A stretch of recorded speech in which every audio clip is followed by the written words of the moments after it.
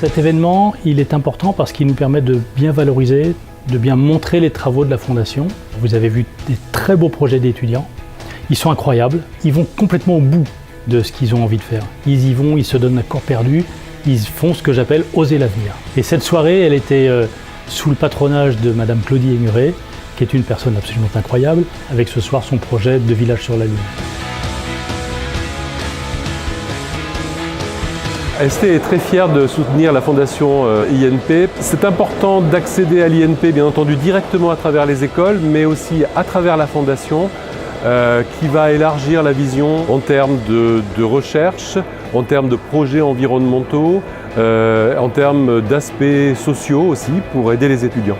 Alors je suis venue présenter donc, le projet SnapLab, un kit biologique de détection du choléra, mais qui marche aussi avec un smartphone. On a fait une preuve de concept, on a réussi à montrer que le kit est fonctionnel.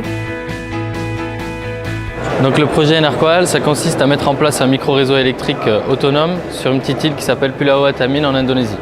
Ce soir, je suis venue pour présenter le projet Gaïa, qui est un projet de recherche sur les fermes verticales, donc un type de culture d'agriculture urbaine. Ça fait vraiment plaisir et c'est super valorisant de voir que oui, notre projet il sert à quelque chose, il y a des gens qui y croient et des gens qui en voient l'intérêt. Oser l'avenir, c'est remettre l'humain au centre de tout ça.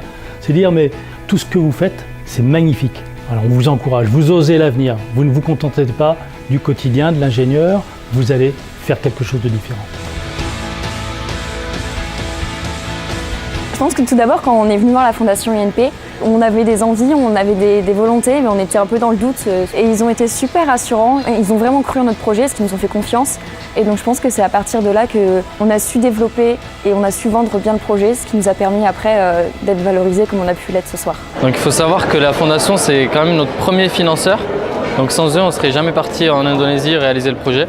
Et leur rôle, c'est vraiment de donner une opportunité justement à ce genre de projet d'exister et de se faire valoir. Donc oui, moi je pense qu'une fondation comme ça, c'est hyper important pour les étudiants parce que c'est visible, on sait qu'elle est là, on sait qui c'est ou à peu près. Et du coup, c'est vrai qu'on va avoir l'idée de se tourner vers eux et c'est après eux qui vont nous aider à monter tout notre projet. Aujourd'hui, la Fondation a fait un très beau parcours.